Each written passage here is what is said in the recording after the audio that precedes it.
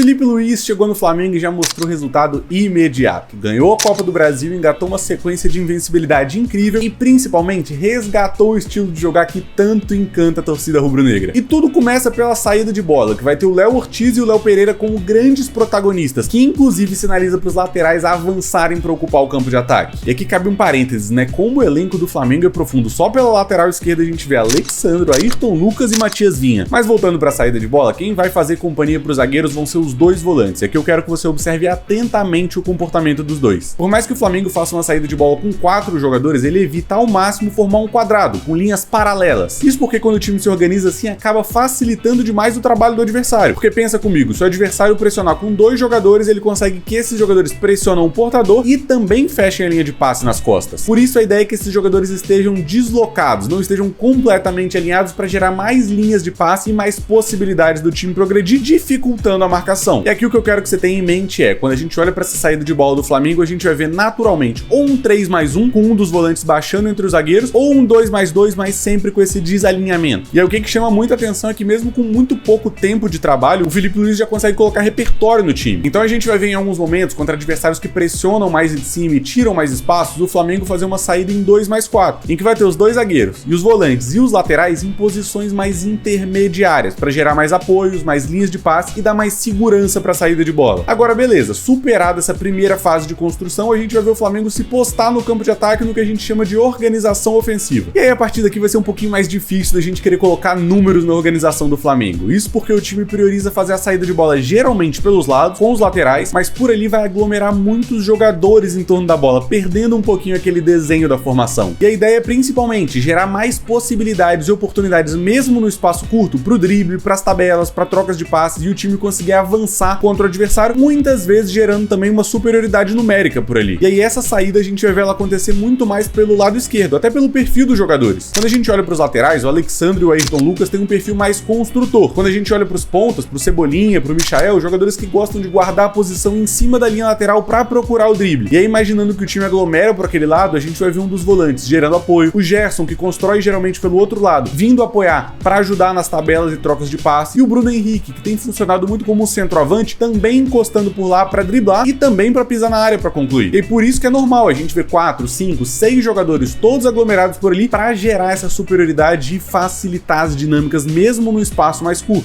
E aí o flamenguista mais nostálgico não tem como não lembrar do Flamengo comandado pelo Jorge Jesus em 2019, que também tinha essa característica de juntar jogadores do lado do campo. E quem coordenava essas ações era o lateral esquerdo Filipe Luís. Agora, quando a gente olha pro outro lado do campo, pra direita, a gente vai ver jogadores com um perfil mais agressivo, de mais força física, de ultrapassagem, de infiltração, de cruzamento, de chegar na linha de fundo, e os nomes que vão se destacar mais é do Wesley, o lateral que tem muita força de ultrapassagem, de condução, e o do Plata, que tem sido usado muito como um segundo atacante e que também vai ter mais esse perfil de pisada na área e infiltração do que no 1 contra 1 pela beirada. E aí quando a gente pensa no Gerson, num 4-4-2, se é que dá pra desenhar o Flamengo assim, ele geralmente começa com um ponta direita, mas é por dentro em que ele vai criar as melhores oportunidades, geralmente se aglomerando até pelo outro lado também. Então pela direita vamos imaginar um time com menos jogadores mesmo, principalmente com o Wesley e com o Plata. E aqui a gente já começa a ver algumas dinâmicas ganhando força nesse Flamengo. Uma delas é a versatilidade dos jogadores. Ter jogadores que são capazes de construir, mas também de concluir jogadas, de encostar na beirada para gerar drible. Aqui não tem como não falar do Gerson e do Bruno Henrique. O Coringa é um maestro para jogar por dentro, mas que também tem muita qualidade no drible pela beirada. Nessa segunda passagem dele pela Europa, por exemplo, ele jogou assim no Olympique de Marselha. Já o Bruno Henrique a gente pode dizer que ele joga em todas na frente. Tem qualidade para drible, troca bons passes, finaliza bem, ótimo jogo aéreo, infiltra bem. E ele provou tudo isso no título da Supercopa contra o Botafogo. Além disso, é importante a gente falar da qualidade do desequilíbrio dos pontas. E seja o Luiz Araújo, o Bruno Henrique, o Michael ou eventualmente o Cebolinha, o drible no espaço curto é muito importante, principalmente para um time que vai aglomerar mais jogadores de um lado do campo. Enquanto isso, lembrando, pela direita é a força física que vai ganhar mais espaço. E aí, principalmente o Wesley, Plata e pode colocar o Varela aí na conta também. Mas tem um ponto que eu não posso deixar passar batido. É que você ainda não curtiu o vídeo aqui embaixo e ainda não tá inscrito no canal. Eu acho que se você chegou até aqui nessa altura do vídeo é porque você tá gostando do que eu tô falando e da forma com que eu explico taticamente o jogo. Então nada mais justo do que você deixar seu like e, claro, acompanhar todos os próximos vídeos aqui do canal, que eu tenho certeza que você não vai se arrepender. E pode perceber, boa parte dos gols do Flamengo surgem em jogadas que iniciam pelas beiradas, com uma exceção, a transição ofensiva. E aí seja nos contra-ataques, mas aqui principalmente em momentos que o Flamengo pula etapas, sai da saída de bola logo pra etapa de conclusão, a gente vai ver uma importância muito muito grande nas casquinhas do centroavante. Tem jogadores que têm boa capacidade de jogo aéreo, para numa bola longa, desviar, encontrar um companheiro para infiltrar e marcar o gol. Por isso que eu visualizo muito o Flamengo mais até num 4-4-2, tendo o Bruno Henrique e o Plata por dentro, para muitas vezes nessa bola longa gerar esse tipo de dinâmica. E aqui a gente já pode até imaginar, no médio prazo, com o retorno do Pedro, ele fazendo essa função ali também, duplando provavelmente com o Bruno Henrique, que tem se saído muito bem nesse começo de ano. Beleza, tem a bola, ocupa o campo de ataque, aglomera de um lado, mas perdeu. O que acontece? Nesse caso, a contrapressão é a principal marca do Flamengo defensivamente. O famoso perde e pressiona. Errou o passe, perdeu um drible, reage. Se ajusta e antes até de tirar as linhas de passe, foca em pressionar o portador. E aqui não é um jogador fazendo isso, são vários, completamente coordenados e muito agressivos e intensos nessa pressão. E dentro dessa estratégia, a gente geralmente vai ver 3 efeitos sendo conquistados. O primeiro deles é pressionar em cima, recuperar e continuar atacando. O segundo é pressionar tanto que vai forçar o adversário ao erro e vai se desfazer da bola, provavelmente numa bola longa, e aí você começa a construir o ataque de novo. Ou tem uma terceira possibilidade, que no pior dos casos você perdeu, geralmente você tem muitos jogadores próximos com muita intensidade para matar a jogada na falta e tirar qualquer risco. E como tem funcionado? Se a gente olhar para a reta final da temporada passada, o Felipe Luiz treinou o Flamengo em 15 partidas, entre Brasileirão e Copa do Brasil. Desses 15 jogos foram só 9 gols sofridos e 23 marcados, com só uma derrota. E aí, virando o jogo e olhando o Flamengo para uma ótica mais defensiva, no momento de se defender sem bola, a gente vê o time mais uma vez pressionante. A ideia base vai ser usar uma marcação com referências individuais para subir, pressionar o adversário, tirar as linhas de passe e forçar os mesmos efeitos que eu já comentei. E aí o interessante é que essas referências individuais acabam se adaptando muito ao desenho do adversário. Contra o Fluminense, por exemplo, no Campeonato Carioca, marcou num 4-4-2, porque aí conseguia que os dois atacantes pressionassem os zagueiros, os pontas pressionassem os laterais e os volantes pressionassem os volantes também. Já contra o Botafogo na Supercopa, que em alguns momentos fez uma saída de 3, com o Gregory baixando mais, mudou o desenho mais para um 4-3-3, para equilibrar o desenho e não permitir que o adversário tenha um homem livre. E é justamente nesse momento que a gente vê, por exemplo, a importância da contratação do Juninho, um novo atacante que chega para ser o substituto do Gabigol. E que eu não falo nem de qualidade de conclusão, ele tem alguns pontos de melhoria, mas quando a gente fala em capacidade de pressionar, essa intensidade, essa agressividade, para ele são só elogios. E o que muito me brilhou o olho nesse Flamengo não foi nem só a capacidade de pressionar, mas saber dosar isso no momento certo do jogo. Da mesma forma que sobe para pressionar, quando é superado sabe baixar e se organizar muito bem defensivamente. E tendo gatilho para subir a pressão, como por exemplo um passe para trás, novamente se organiza todo e sufoca o adversário lá em cima. Realmente o trabalho é incrível e impressiona. Eu quero nesse ano acompanhar essa jornada promissora, mas já muito vitoriosa do Felipe Luiz. Eu vou te falar, eu fico confiante nesse Flamengo, eu acredito que eles vão brigar por